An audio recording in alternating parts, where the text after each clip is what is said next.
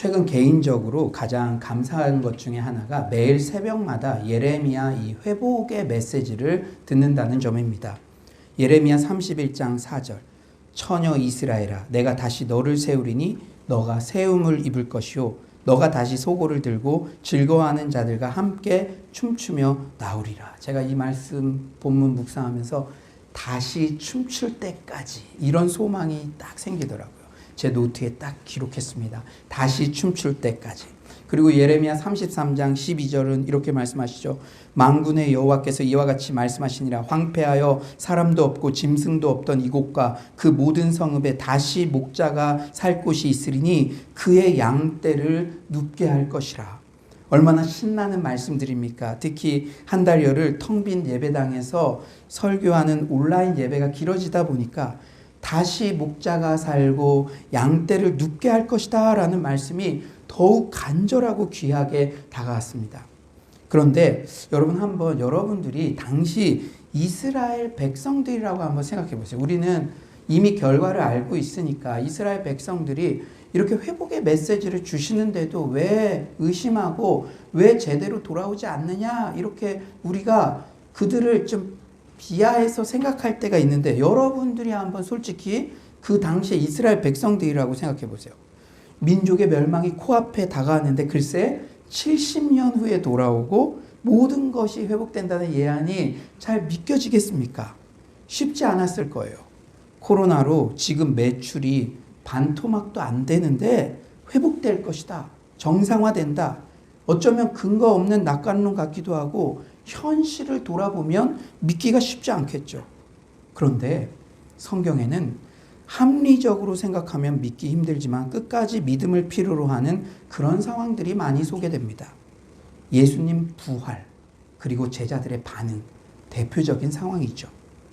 저는 성경이 진짜라고 믿어지는 이유 중 하나가 성경은 참으로 솔직하다는 거예요.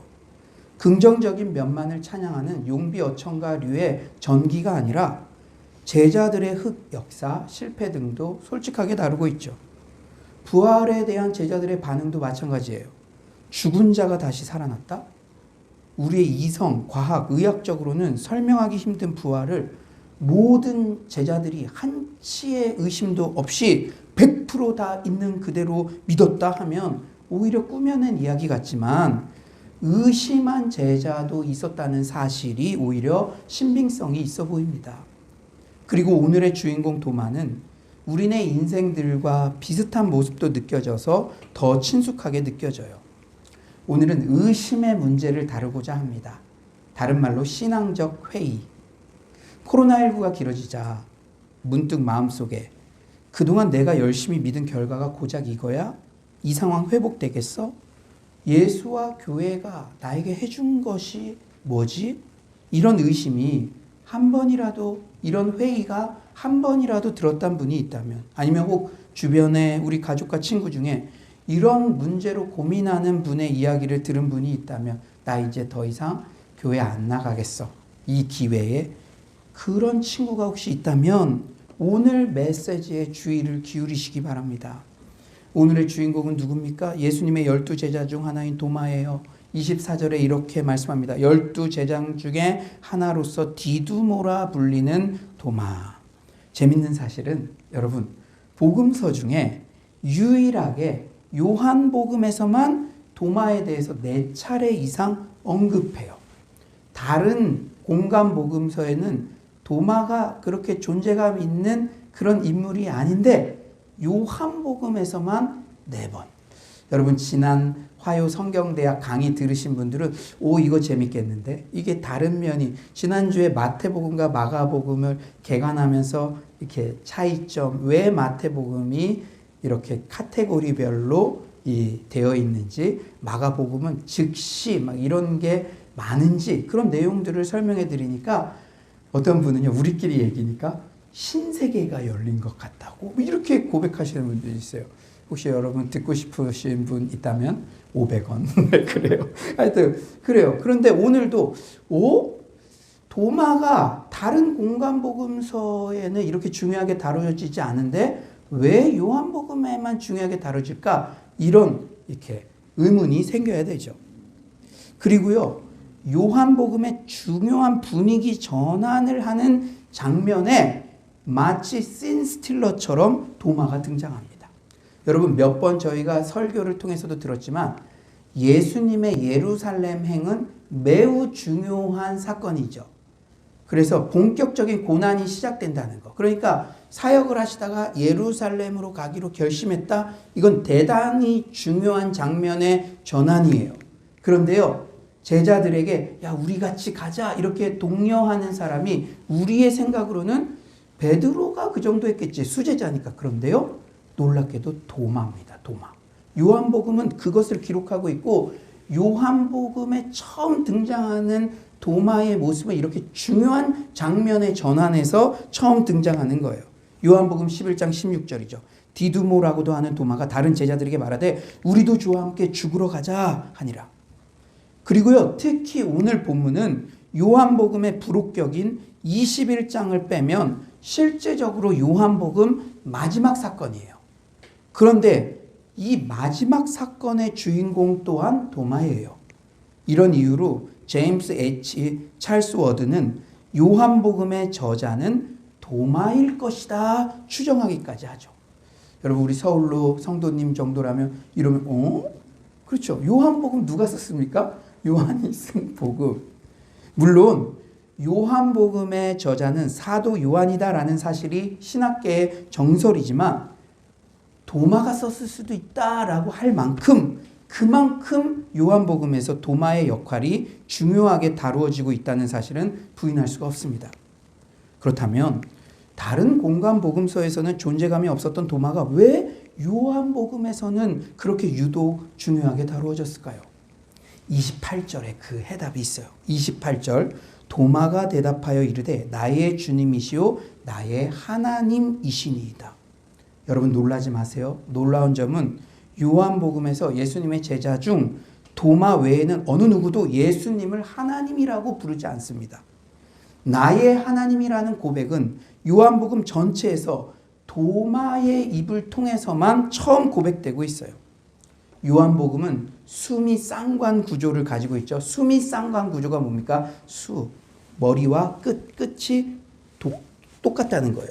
그러니까 여러분 이미 눈치챘을 것이에요. 요한복음 1장 1절 말씀이 뭐죠? 태초에 말씀이 계시니라. 이 말씀이 하나님과 함께 계셨으니 이 말씀은 곧 하나님이신 로고스 성자 예수님이죠. 로고스 말씀이신 예수님. 그러니까 말씀은 곧 하나님이신이라는 말씀은 예수님은 곧 하나님이시니라.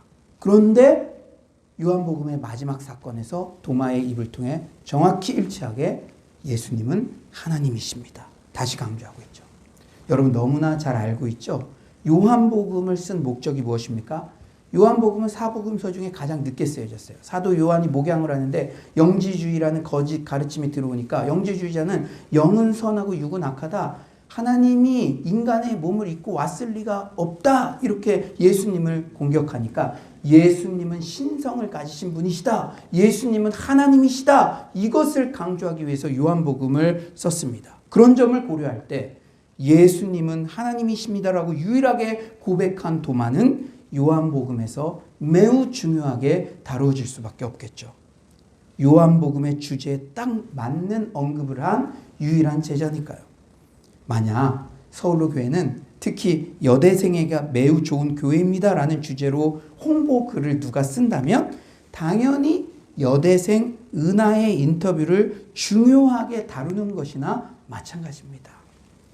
우리가 지난 화요 심화 과정에서도 배웠듯이 사복음서에 각각 쓰여진 배경을 알게 될 때 이렇게 성경 이해의 폭이 넓어지고 성경 자체가 주는 재미에 푹 빠지게 되는 것이죠. 그런데 곰곰이 생각해 볼 부분이 있어요. 요한복음 안에서의 이 유일무이한 고백, 예수님은 하나님이십니다라는 도마의 이 위대한 고백이 어떤 과정을 통해서 이렇게 드려졌냐는 것이죠.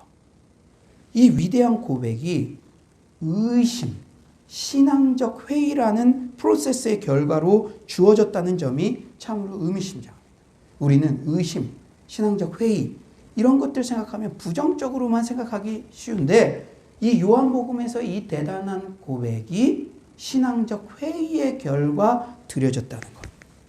그렇다면 오늘 본문이 우리에게 주는 중요한 교훈은 무엇일까요? 첫째로 예수님은 우리의 의심까지도 허용해 주신다는 거예요. 저는 요새 설교, 백문일답 예수 설교를 하면서 예수님의 이러한 인격적인 사랑의 부분에 정말 감동을 많이 하게 돼요. 지난주에도 제자들 그렇게 함량 미달인데도 그저 중보기도 해주시죠. 오늘도 정말로 이 제자, 내 가까운 제자가 신앙적 회의를 하는 그러한 상황인데도 그 회의와 의심을 허용해 주신다는 거죠. 그런데 물론 그 의심은 반대할 조건을 찾기 위한 의심, 지금 안티 크리스천들처럼 서울로교회 이것도 잘못됐고 저것도 잘못됐고 저것도 잘못됐고 그래서 예수 없어, 그것을 그렇게 찾기 위해서 의심하는 게 아니라 더 잘 믿고 싶어서 하는 그 신앙적 회의를 예수님은 허용해 주신다는 거예요. 25절이죠. 다른 제자들이 그에게 이르되 우리가 주를 보았노라 하니 도마가 이르되 내가 그의 손에 못자국을 보며 내 손가락을 그 못자국에 넣으며 내 손을 그 옆구리에 넣어보지 않고는 믿지 아니하겠노라 하니라. 여러분이 도마의 입장이라고 한번 생각해 보세요. 지금 도마의 마음이 어떨까요? 우리의 그 경험을 곰곰이 생각해 보면 너무나 간절히 원했기 때문에 더 안 믿겨지는 거, 더 조심하는 상황이 분명히 있습니다. 도마는 아마 예수님의 죽음 이후 이제 섣불리 어디에도 나의 마음을 쏟지 않겠다, 그런 생각이 들지 않았을까요? 예수님과 함께 동고동락하며 도마가 얼마나 행복했겠습니까? 이분이야말로 내가 찾던 메시아다. 우리 민족을 모든 억압에서 해방시켜 주실 분이다. 나도 이분과 함께 왕노릇하겠지? 그런데 도마의 기대와는 다르게 스승 예수는 십자가의 사지가 비틀려진 채로 그렇게 황망하게 죽었어요. 얼마나 실망이 컸겠습니까? 그런데 예수님이 부활하셨다는 소식을 동료들로부터 듣게 돼요. 너무나 기대가 크고 큰 기쁨도 있었겠지만 그래도 제 눈으로 직접 확인하기 전에는 이번에는 절대 내 마음 쏟지 않을 거예요. 아마 도마는 이런 마음이었을 것입니다. 여러분, 신천지에서 많은 사람이 돌아와도 교회에 바로 많이 오지 못한다 그래요. 그들도 이런 마음이 있지 않을까요? 신천지에 속았다고 느꼈지만 그때는 너무 행복했기 때문에 그렇게 잘 다루어주던 그곳, 그런데 허망하게 끝났어요. 교회도 내가 직접 뭔가를 확인하기 전에는 내가 갈 수 없어, 이런 마음이지 않았을까요? 예수님은 이렇듯 자신을 더 잘 믿고 싶어하는 신중한 태도에서 나온 도마의 의심을 혼내거나 거절하지 않으십니다. 여러분, 예수님에 대해서 우리가 잘못된 스테레오타입을 가지고 있다면 빨리 그것을 벗어나야 돼요. 여러분이 가장 인격적이라고 생각하는 여러분의 스승님, 아버지, 그런 분 계시죠? 단언하건대 예수님은 그보다 훨씬 더 인격적인 분이시죠. 사실 선한 의도든 나쁜 의도든 누군가에게 의심받는 것은 유쾌하지 않아요. 아니 솔직히 기분이 나쁘죠.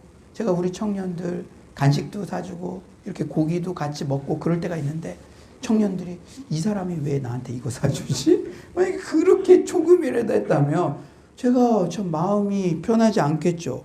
그런데 예수님의 반응이 놀라워요. 도마를 혼내지 않으십니다.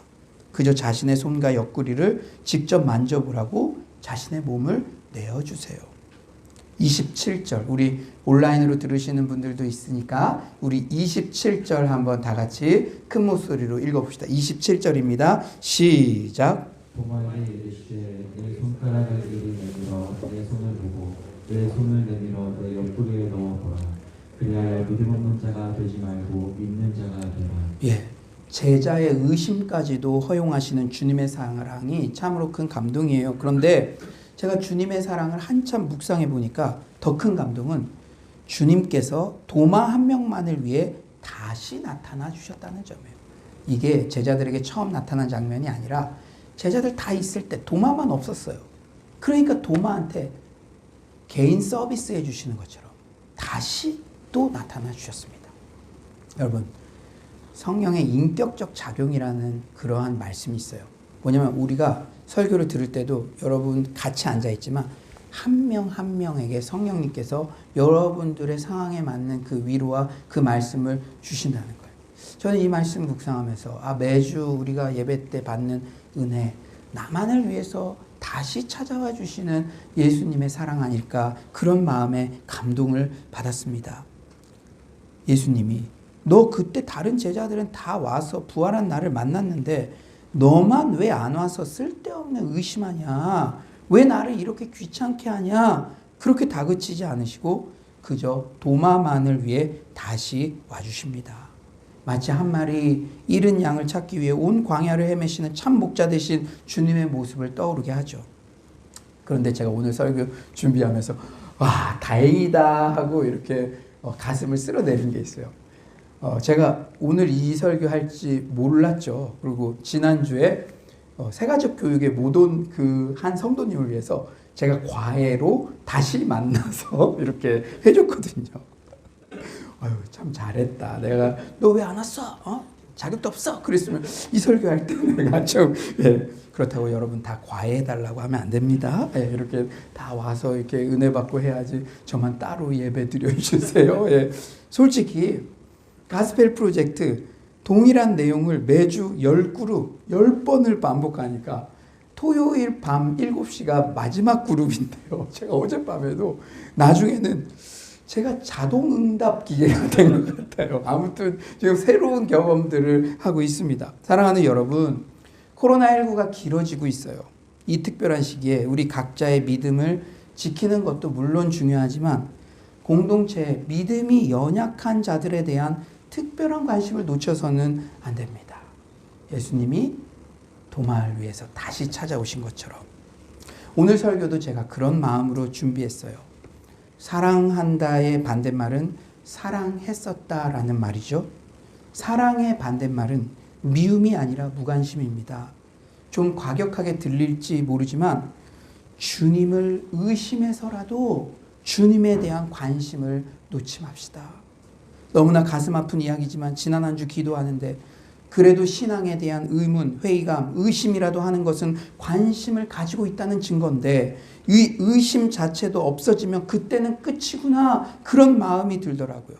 그래서 오늘 설교 제목도 의심에서라도 붙어 있으라, 그렇게 정했습니다. 여러분, 여러분의 주변에 정말로 핏덩이라도 살아있으라 그렇게 권유하고 싶은 사람들이 있잖아요. 우리가 예수님이라는 나무에 붙어 있어야 되는데 예수님에게서 떨어진 가지처럼 생명력 없이 힘들어하는 영혼들 있잖아요. 그 영혼들에게 의심하더라도 붙어 있으십시오. 핏덩어리라도 살아있으십시오. 그 마음을 자연스럽게 전하는 것이 우리의 사명이 되어야 될 줄 믿습니다. 코로나19가 길어지자 이제 주님과 교회에 관심조차 없어지는 배교의 소문이 심심치 않게 들리고 있어요. 여러분 주변에는 혹시 나 이제 교회 안 나갈 거야, 온라인 예배 오랫동안 안 하다 보니까 예전부터 그런 생각 가지고 있었는데 이제 안 나갈 거야, 혹시 그런 사람 없어요? 하지만 우리 서울로 성도님들은 한 분도 그러지 않을 것이라 확신합니다. 혹 여러분 중 주님과 교회에 대한 관심이 적어져서 왜 나만 이렇게 계속 힘들어? 신앙이 무슨 소용이 있겠어? 회의감이 커져가는 상황이더라도 야, 이제 안 되겠어. 이제 근근히 내가 버텨왔는데 이번 달 매출까지 보니까 더 이상은 안 되겠어요. 사탄의 유혹이죠. 너 이래도 야 마지막이야, 이런 유혹을 받더라도 주님 진짜 살아계시면 나 이거라도 좀 보여주세요. 이 풀리지 않는 비밀 같은 내 고난 좀 해석되게 해주세요. 이런 기도라도 드리시면서 주님에 대한 관심을 놓지 마시고 주님께 붙어 있기를 바랍니다. 제가 지난주에 말씀 준비하면서 의심해서라도 붙어 있으라, 이 제목을 딱 주보에 적는데 내 마음이 편치 않았어요. 그런데 그 한 영혼이 있다면 그것이 하나님의 마음이지 않을까. 의심해서라도 붙어 있으라, 핏덩어리라도 살아있으라, 그 하나님의 마음을 전하는 우리 모두가 되시길 간절히 축원합니다. 사랑하는 여러분, 여러분이 잘 믿고 싶어서 하는 의심, 그것을 예수님은 거절하지 않으세요. 오히려 그 선한 의심의 끝에 도마처럼 진정한 깨달음을 얻게 되며 예수님은 하나님이십니다라는 최고의 신앙 고백을 하게 될 줄 믿습니다. 도마는 오히려 선한 의심이 신앙의 수직 상승을 가져왔죠. 전승에 의하면 그는 참 제자가 되어서 이 부활의 주님을 만난 후에 그 상흔을 만져보고 참 제자가 되어서 인도까지 갔다가 복음을 전파하러 갔다가 순교한 것으로 전해져요. 인도에 도마의 무덤이 있다고 하지 않습니까? 여러분, 제자들 중에 가장 멀리까지 가서 복음을 전파하다가 순교했어요. 영성학자들은 하나님의 부재감으로 인한 의심의 시간들을, 이 신앙적 회의의 시간들을 영혼의 어둠 밤이라고 그렇게 부릅니다. 그리고 경험하는 시간의 차이는 있지만 그리스도인들은 누구나 이런 영혼의 밤을 지난 후에 성숙한 신앙인으로 연그러집니다. 사랑하는 여러분, 그리스도인들은 크든 작든 이런 영혼의 밤을 누구나 겪으며 이런 시간을 지나면 사춘기 자녀가 고민의 시간 지난 후 더욱 성숙해지듯이 주님 안에서 분명한 자기 신앙과 사고를 가진 흔들리지 않는 신앙을 가진 성숙한 신앙인으로 나아가게 된다는 사실을 잊지 마시기 바랍니다. 여러분, 이 코로나19 때요, 우리에게 주시는 굵직한 메시지가 무엇입니까? 성숙한 신앙인은 역동적이고 열정적인 헌신과 함께 성찰적 지성이 균형을 이루어야 돼요. 여러분, 누가 나오라고 해서 여러분 나오는 거 아니잖아요. 여러분들이 이 고난의 시간에 진지하게 하나님 앞에 단독자로 서서 여러분 안에 풀리지 않는 숙제 같은 그런 의문들을, 고난들을 하나님 앞에 아뢰고 이런 성찰적 지성을 통해서 이제는 누가 뜯어 말려도 내가 확신을 가지고 나옵니다. 이런 자원하는 마음으로 여러분 모두가 오늘 예배에 동참하신 줄 믿습니다. 두 번째로는 말씀 중심의 신앙생활이 너무나 중요하다는 교훈이에요. 어떤 중심? 말씀 중심. 우리 오늘 본문 29절 우리 한번 다 같이 한번 읽어봅시다. 29절입니다. 시작. 예수께서 이르시되 너는 나를 본보로 믿으며 보지 못하고 믿는 자들은 복되도다. 많은 사람들이 이 말씀은 너는 나 본고로 믿어? 예수님이 책망하신 것이다 이렇게 해석하는데 여러분 다르게 보여요. 주목할 것은 보고야 비로소 믿는 모습은 도마에게만 해당된 모습이 아니었어요. 오늘 본문 8절에는 저자 자신인 사도 요한도 보고서야 믿었다라는 말이 언급되어 있습니다. 8절. 그때야 무덤에 먼저 갔던 그 다른 제자도, 즉 저자인 사도 요한 자신도 들어가 보고 믿더라. 들어가 보고 믿더라. 이런 맥락에서 29절 말씀은 특별히 도마만 보고 믿었다면은 야 도마 너 이렇게 꾸중하겠지만 제자들, 저자까지도 별반 다르지 않아요. 그러니까 이 말씀은 도마에 대한 책망보다는 우리 같은 보지도 않고 말씀을 근거로 믿는 우리 같은 크리스천들에 대한, 후대의 크리스천들에 대한 격려의 의미가 더 큽니다. 여러분 부활하신 주님을 도마처럼 직접 본 사람 있으세요? 손들면 큰일 납니다. 대한예수교 장로회 합동측 소속 서울로교입니다. 여기는 부활하신 주님을 제가 어제 봤어요. 그러면 안 돼요. 그래요. 우리는 부활하신 주님의 모습을 직접 보지는 못했지만 기록된 성경 말씀을 근거로 믿고 있죠. 이렇듯 말씀 중심의 신앙생활은 너무나 중요해요. 물론 예수님은 오늘 본문처럼 더 잘 믿기 위해서 요청하는 제자의 요구에 표적과 이사를 보여주셨죠. 상흔을 만져보라고 보여주셨잖아요. 그런데 사복음서에서도 예수님의 표적과 이사가 많이 소개되어요. 그런데 여러분들 그 표적과 이사가 나타날 때 좀 찬찬히 봐야 돼요. 하지만 예수님은 믿을 마음이 없는 사람들을 표적으로 설득시키려고 하신 적이 좀처럼 없어요. 내가 이거 보여줄게, 너 따라와. 없어요. 대신 그분은 믿을 마음이 있는 사람들에게 그 믿음의 확신을 더해 주시려고 가시적 증거를 보여주셨어요. 여러분 주변에 내가 보여지면 믿겠다 10년 전에도 그런 분들요, 아무리 많이 보여줘도 그분을 만족시키지 못해요. 한 주 교회 나왔다가 또 그런 거 없으면. 사랑하는 여러분, 우리의 신앙의 출발점이 중요합니다. 하나님의 말씀을 믿는 신뢰가 언제나 먼저 와야 돼요. 그러면 증거가 도움이 되죠. 그 믿음이 강화되는데. 하지만 말씀에 대한 믿음이 없으면 증거는 사실상 무의미합니다. 눈에 보이는 표적, 어떤 신비 체험만을 쫓는 신앙생활은 너무나 위험해요. 오병이어의 기적에 환호한 무리들처럼 그 순간은 신기해서 믿는 척하지만 오래가지 못하죠. 제가 이 기회가 되면은 분별에 대한 설교를 좀 하고 싶어요. 지금 페이크 뉴스가 너무 많습니다. 혹하게 해요. 자극적이니까. 근데 여러분들, 사람도 잘 분별해야 됩니다. 여러분 주변에 혹시 틈만 나면 하나님이 내게 말씀하셨어요. 하나님이 말씀하셨어요. 습관적으로 자꾸 하나님 이름을 들먹거리는 분 있습니까? 물론 하나님이 여러 경로를 통해서 말씀하실 수 있죠. 저는 그 가능성을 아예 제한하지 않습니다. 그러나 저는요, 그런 분에게 이렇게 물어보세요. 물어봐요. 예, 감사합니다.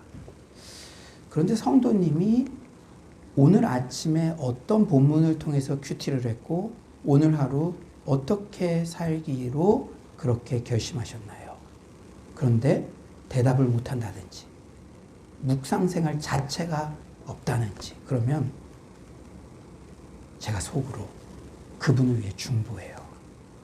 하나님이 말씀하셨다. 여러분, 하나님의 이름을 망령되이 여기는 자에 대한 이 십계명을 보세요.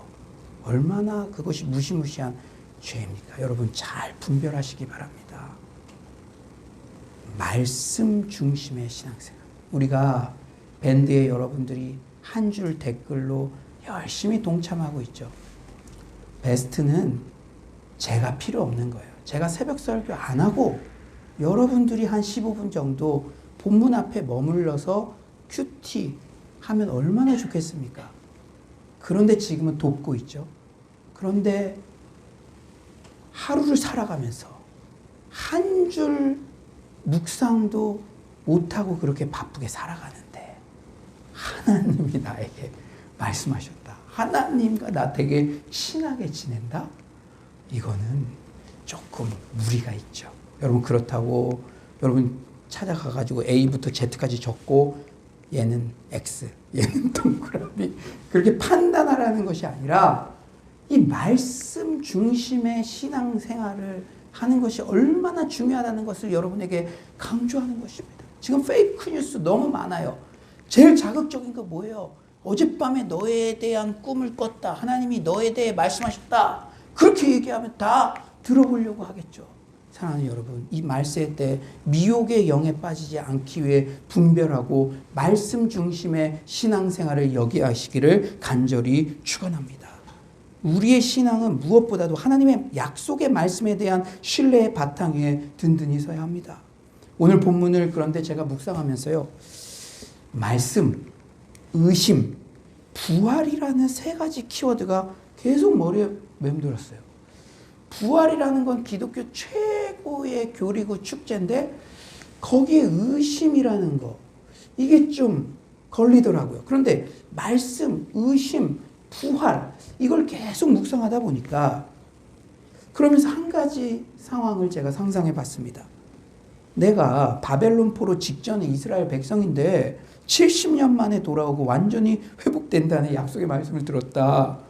나는 어떤 믿음의 스탠스를 유지할 수 있을까? 만약 상상하기도 싫지만 코로나 상황이 70년 동안 지속된 후에 70년 동안 비대면 예배를 드려야 되고 70년 후에 성도들을 직접 70년 더 114 나이 계산하지 마세요. 70년 후에 어마어마한 부흥과 회복이 있을 것이다. 물론 소망의 메시지죠. 그러나 솔직한 심정으로 그 소망의 메시지가 현재의 나에게는 소망처럼 들리지 않을 것 같아요. 그러니까 이스라엘 백성들 너무 욕할 필요가 없어. 하지만 그런 상황에서도 성경은 무엇을 말합니까? 그런 상황에서도 소망의 말씀 붙잡고 묵묵히 삶의 자리에서 최선을 다하는 모습이 진정한 신앙인의 모습입니다. 우리는 자꾸 언제 회복의 때에 모든 초점을 맞추니까 소망의 말씀을 듣고도 일희일비하기 쉬워요. 하지만 우리 신앙의 본질은 언약과 성취 사이의 간격을 믿음으로 인내하는 것입니다. 그리고 우리의 궁극적 소망의 지향점은 예수 재림의 날, 즉 우리의 부활의 날인 줄 믿습니다. 그러니까 예레미야가 예언할 때도 그것은 바로 예수 재림으로 궁극적으로는 초점이 맞추어져 있잖아요. 살면 주의 일이요 죽으면 천국이라. 그렇기 때문에 이 세상에서의 고난이 크면 클수록 아이러니하게도 부활의 소망, 예수 재림에 대한 소망은 더욱 커지게 되는 줄 믿습니다. 여러분, 일제시대 때 오히려 요한계시록에 대한 말씀이 더 풍성히 넘쳐났다고 하잖아요. 우리가 코로나19의 상황에서도 소망을 노래할 수 있는 궁극적 이유는 몇 년 안에 너희 회사 회복된다라는 정확한 예측 때문이 아니에요. 결국은 합력하여 선을 이루시는 하나님에 대한 신뢰 때문이며 이 세상의 그 힘들었던 고난의 끝이라도 반드시 부활의 소망이 기다리고 있다는 확신 때문인 줄 믿습니다. 부활하신 주님께서 너희에게 평강이 있을지어다 말씀하신 이유도 부활하신 주님만이 흔들리는 세상 속에서 궁극적 평강의 이유가 되시기 때문입니다. 코로나19의 상황, 하루에도 수백 번 업앤다운을 반복하는 확진자 상황, 아파트값 시세, 눈에 보이는 경제적 전망 때문이 아니라, 눈에 보이는 것 때문이 아니라, 정확한 예측 때문이 아니라 부활의 주님에 대한 말씀 때문에 궁극적 평안을 놓치지 않는 여러분들 모두가 되시기를 간절히 축원합니다. 저는 코로나19 때 부활의 주님 더 많이 묵상하게 된 것 같아요. 내가 어떤 성도의 상황이나, 제가 솔직히 말씀드리면 오늘도 성도님들 이분 그런 마음이 들 때 재빨리 부활의 주님에 대한 소망을 그려봅니다. 사랑하는 여러분, 우리가 고난의 때에 우리를 궁극적으로 소망을 주고 우리의 마음에 안정감을 주는 근원은 어떤 눈에 보이는 것이 아니라 부활의 주님에 대한 말씀 때문인 줄 믿습니다. 마지막으로 믿음의 공동체가 중요하다는 교훈이에요. 뭐가 중요하다고요? 믿음의 공동체.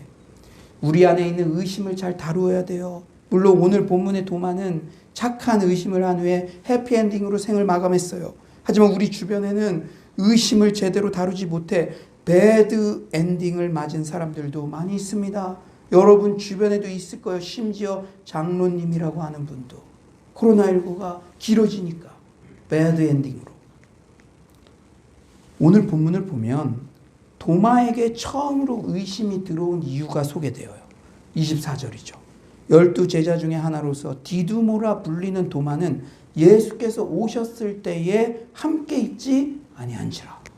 함께 있지 않았다는 것을 이렇게 딱 명시해 놓고 있어요. 부활하신 주님께서 오셨을 때 도마가 믿음의 공동체, 제자들과 함께 있었으면 의심할 필요가 없었겠죠. 같이 만났으니까.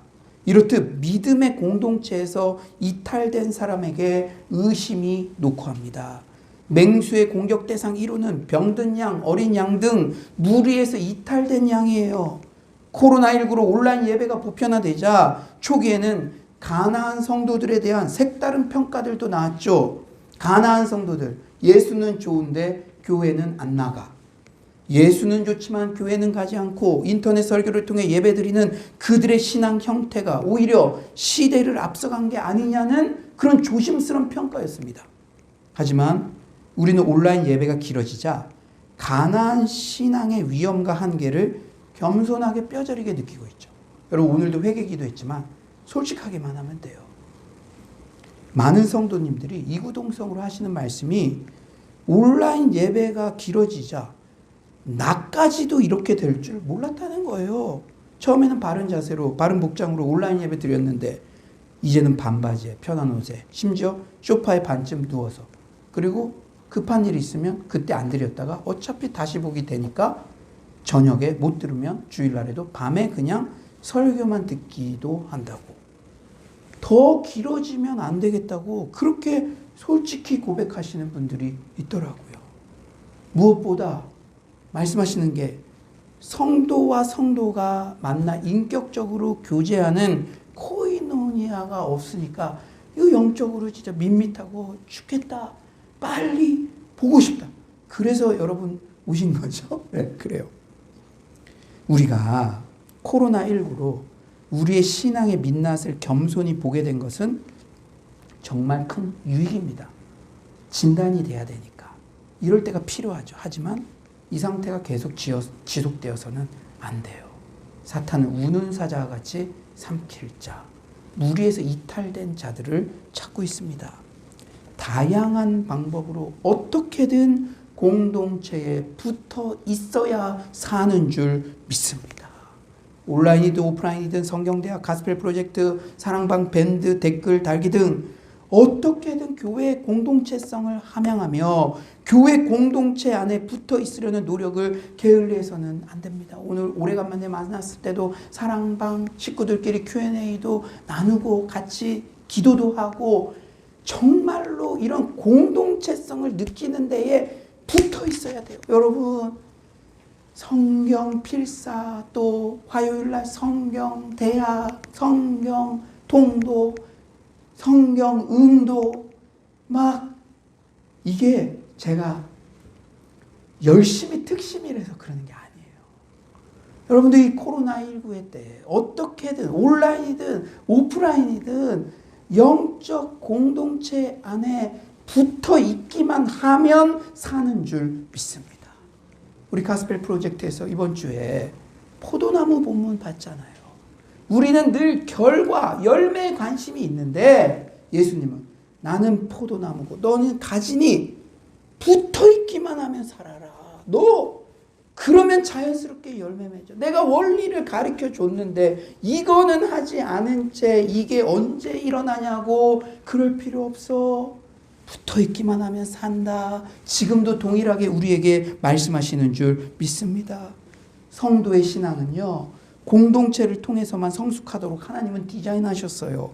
그래서 성경은 모이기를 패하는 어떤 사람들의 습관과 같이 하지 말고 오직 권하여 그날이 가까움을 볼수록 더욱 그리하자 이렇게 말씀하고 계십니다. 이제 말씀을 정리하겠어요.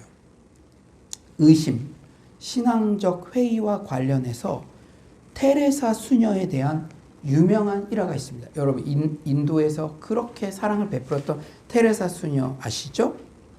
그녀가 노벨 평화상을 수상했나요? 그렇죠? 그런데 그 노벨상 수상 3개월 전까지 이렇게 영적인 교류를 나누는 사제가 있었대요. 자신의 고민을 편지로 이렇게 했다고 합니다.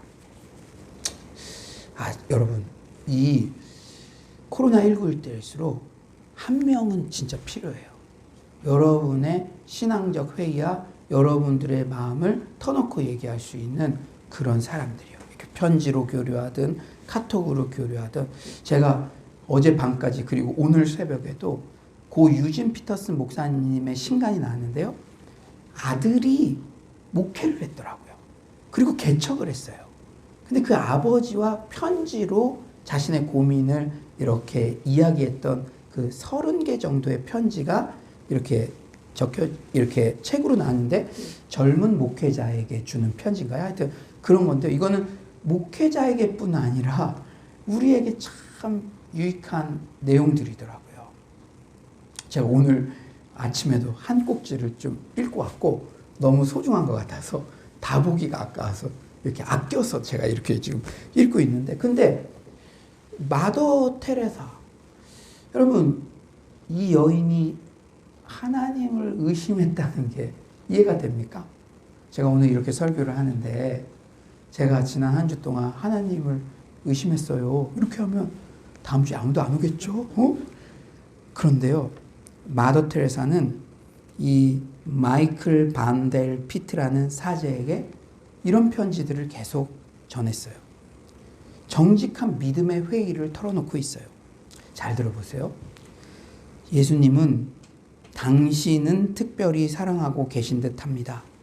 그러나 내게는 침묵과 공허가 너무 커서 그분을 보려 해도 보지 못하고 있으며 들으려 해도 듣지 못하고 있으며 기도의 혀를 움직이고자 해도 그렇게 하지 못하고 있습니다. 제발 저를 위해 기도해 주십시오. 마더 테레사가 코로나19 같은 고난이 길어지면 하나님의 부재감으로 인한 신앙의 의심과 회의가 찾아오기도 합니다.